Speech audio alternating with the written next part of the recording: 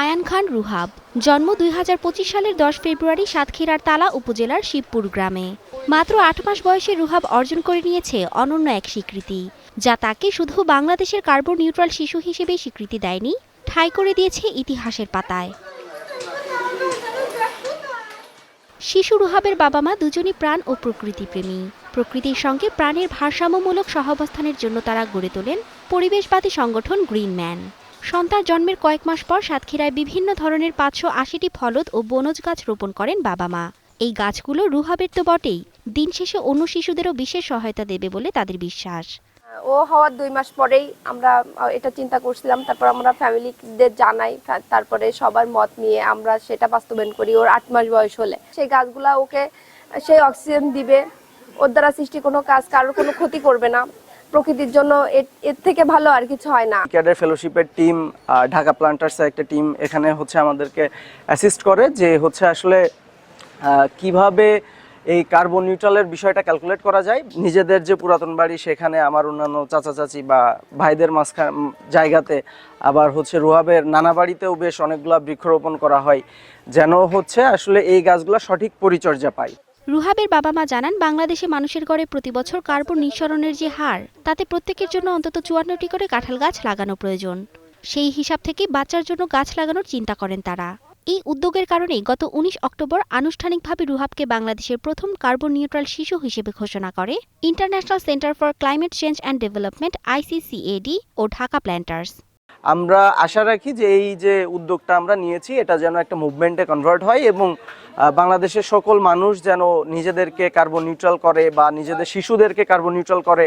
ছেলে আমাকে যখন বলে, আমার মেয়েও বলে, ছেলে মেয়ে দুইজনে আমাকে জানায়। জানানোর পরে আমি ওদেরকে আরও উৎসাহিত করি, বলি আমি তোমাদেরকে টাকা লাগলে আমি তোমাদের টাকা দেবো। আমিও দিচ্ছি টাকা, হ্যাঁ, যে গাছ লাগাও। এই গাছগুলা বৃদ্ধির সাথে সাথে এই শিশুটাও বৃদ্ধি পাবে। শিশুটার যে অক্সিজেনের প্রয়োজন হবে এই গাছগুলোর থেকে সেগুলো পূরণ করা হবে। যে সমস্ত অসহায় মানুষের এই গাছের চারা দেওয়া হয়েছে তারাও তাদের বাড়ির আঙ্গিনায় এই চারাগুলো লাগিয়ে যেমন লাভবান হবেন। কার্বন নিউট্রাল বিষয়টা থেকে অন্যান্যরাও উদ্বুদ্ধ হবে নিজেদেরকে কার্বন নিউট্রাল করতে কিংবা নিজে কার্বন নিউট্রাল হতে। এজন্য সকলে গাছ লাগাবে, এর ফলে সবাই উপকৃত হবে, সে নিজে উপকৃত হবে। পরিবেশ সচেতনতায় ব্যতিক্রমী এই উদ্যোগ প্রশংসা কুড়াচ্ছে সব মহলে। বাংলাদেশে টেকসই উন্নয়ন ও জলবায়ু অভিযোজন প্রচেষ্টায় এক নতুন দৃষ্টান্ত বলছেন অনেকে। তো আজকের এই রোহান পৃথিবীব্যাপী যে প্রথম বেবি হিসাবে স্বীকৃতি পেল, বাংলাদেশের প্রথম বেবি, তো এই উদ্যোগটা খুবই সুন্দর। আমি সকল মানুষের কাছে আহ্বান জানাবো যে এই সমাজকে বাসযোগ্য করে গড়ে তুলতে আসুন আমরা সবাই প্রতিটা বেবির ক্ষেত্রে ৫৬০টি করে গাছ লাগাই, দেশ বাঁচাই, পরিবেশ বাঁচাই এবং অর্থনৈতিকভাবে স্বাবলম্বী হই।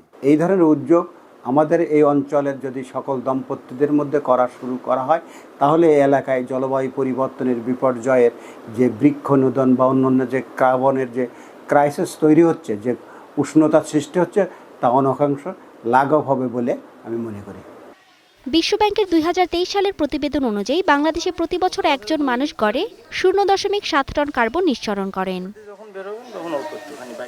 Desk report, star news.